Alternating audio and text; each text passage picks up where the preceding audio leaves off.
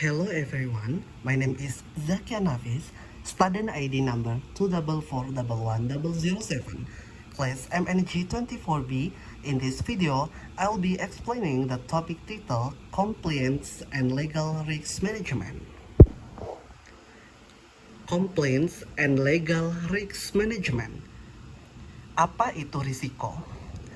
Dalam menjalankan sebuah bisnis, organisasi tidak hanya menghadapi sebuah risiko operasional dan keuangan saja, tapi juga risiko yang berkaitan dengan kepatuhan terhadap peraturan dan aspek hukum. Setiap perusahaan wajib menjalankan aktivitas bisnis sesuai dengan undang-undang yang berlaku, peraturan pemerintah, standar industri, kode etik perusahaan, serta ketentuan regulator. Kegagalan dalam memenuhi aturan tersebut dapat menimbulkan sebuah kerugian besar, baik secara finansial maupun reputasi. Oleh karena itu diperlukan Compliance and Legal Risk Management sebagai bagian penting dari tata kelola perusahaan yang baik.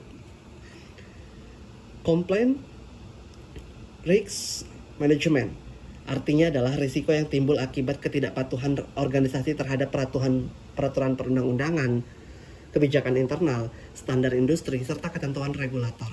Contohnya perusahaan terlambat melaporkan pajak, bank melanggar ketentuan regulator keuangan, serta perusahaan tidak memenuhi standar keselamatan kerja.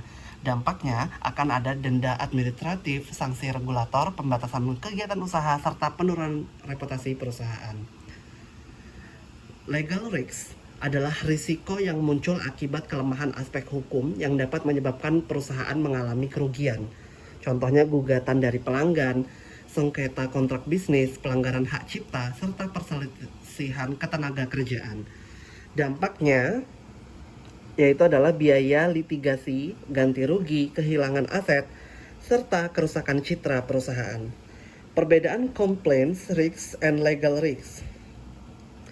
Kalau compliance risk itu berasal dari ketidakpatuhan terhadap aturan, fokusnya pada regulasi dan kebijakan, biasanya diawasi regulator, contohnya terlambat melaporkan pajak.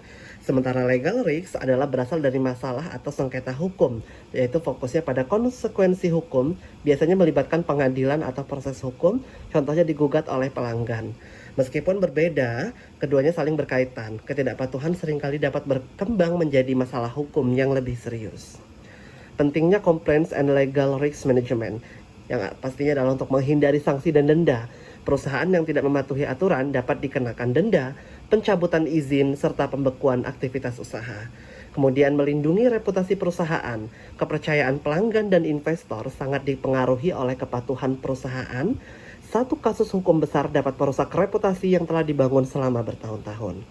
Selanjutnya adalah menjamin kelangsungan bisnis, yaitu kepatuhan dan pengelolaan risiko hukum, membantu organisasi beroperasi secara aman dan berkelanjutan.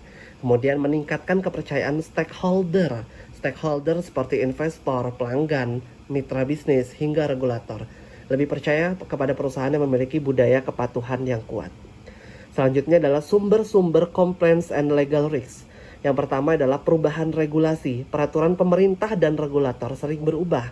Contohnya perubahan aturan perpajakan dan perubahan regulasi perlindungan data pribadi. Jika perusahaan tidak segera menyesuaikan diri, risiko kepatuhan akan meningkat.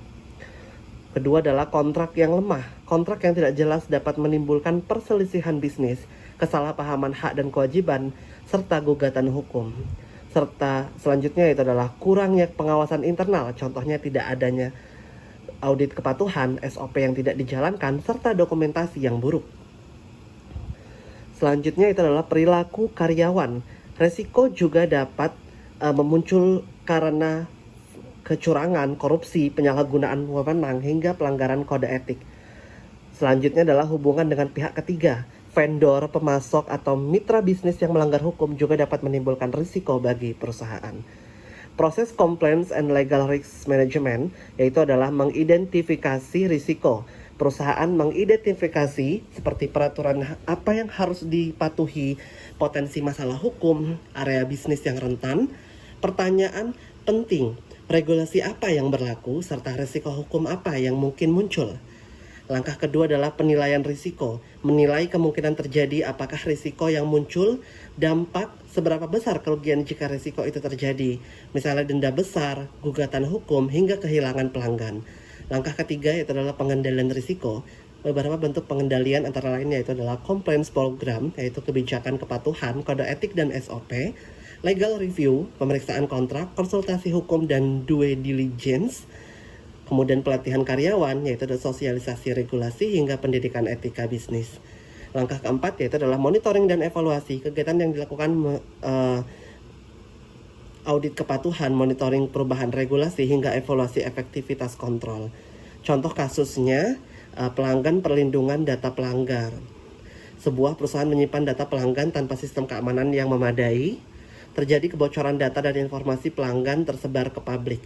Risiko kepatuhan, perusahaan melanggar regulasi perlindungan data. Risiko hukum, pelanggan mengajukan gugatan atas kerugian yang dialami. Dampaknya adalah denda regulator, biaya hukum, kehilangan kepercayaan pelanggan. Solusinya memperkuat keamanan data, audit sistem informasi dan pelatihan keamanan cyber, serta peran seluruh karyawan dalam kepatuhan.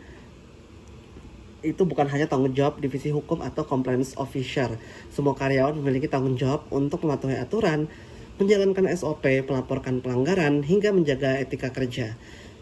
Kesimpulannya, compliance and legal risk management adalah proses untuk mengidentifikasi, menilai, mengendalikan, dan memantau risiko yang berkaitan dengan kepatuhan hukum. Kepatuhan hukum bukan sekedar memenuhi aturan saja, tapi merupakan investasi jangka panjang untuk menjaga keberlanjutan dan kredibilitas organisasi. Thank you for watching my video. See you in the next one.